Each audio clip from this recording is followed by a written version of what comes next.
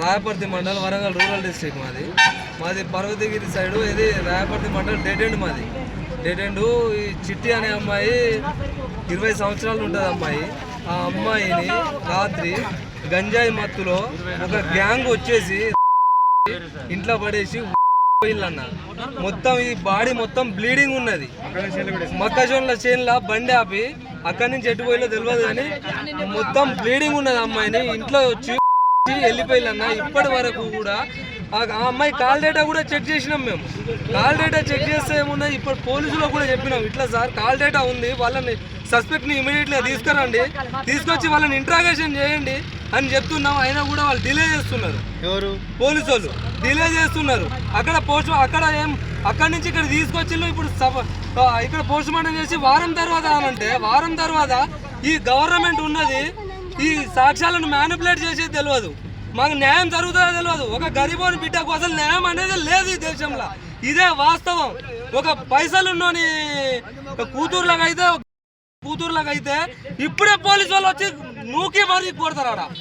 ఎందుకు సార్ ఈ అసమానత్వం అనేది దేనికి వస్తున్నది ఈ గరీబ్ వాళ్ళకు?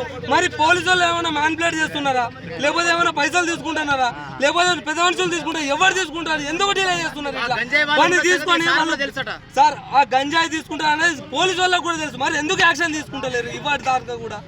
వాళ్ళ గంజాయి బ్యాచ్ అని కూడా మేము చెప్పినాం.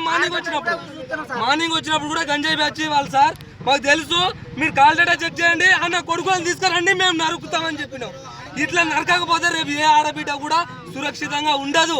ఇలా మా ఆడబిడ్డలు కానీ, మా అక్కలు కానీ, మా చెల్లెలు కానీ, మా పిల్లలు కానీ పొలాలకు పోవాలంటే భయపడతాళ్ళు. ఆ డంపింగ్ యార్డ్లలో కూర్చొని గంజాయి తాగుతాళ్ళు. ఏకదండ డంపింగ్ యార్డ్ల ఎవ్వరు రావట్లేదు సార్. అందరికి తెలిసే ముచ్చట కూడా, కానీ ఎవ్వరు పట్టించుకుంటలేడు. వాళ్ళు రావురోళ్ళు వచ్చిండ్రు, ఏకదండకు వచ్చిండ్రు, మెసేజ్ల మీద మెసేజ్లు పెడితే ఇదేం చేసింది, ఇంకా దోస్తులే అనుకుని కిందకి దిగింది. ఇక దిగిన తర్వాతే ఇంకా దానికి ఏం చేసిండ్రో తెలియదు, ఎత్తుకొని పోయిండ్రు. మొక్కజొన్న చేను ఉంది, ఆ చేనులో మొత్తం ఆగం చేసి పడేసి మళ్ళీ ఆ ధైర్యంగానే ఎత్తుకొచ్చి తెలుగు తీసి లోపల బయట వదిలేసి లోపల పోయి దేవుని కట్టేసి ఉన్నాను నేను. ఆడ ముత్తలమ్మ కట్టేసి ఉంటే దానికి నా సీర తీసుకొని ఫ్యాన్ కొండికి ఇట్లా వేసి కాలు కిందనే ఉన్నాయి. వర్షం కారుతూనే కొత్తూరు ఇల్లంతా రక్తంతో ఉంది. నా బిడ్డ రక్తం అక్కడ ఉంది.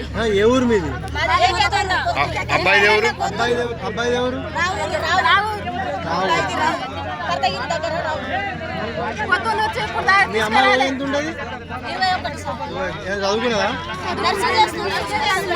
ఎక్కడ? Government hospital.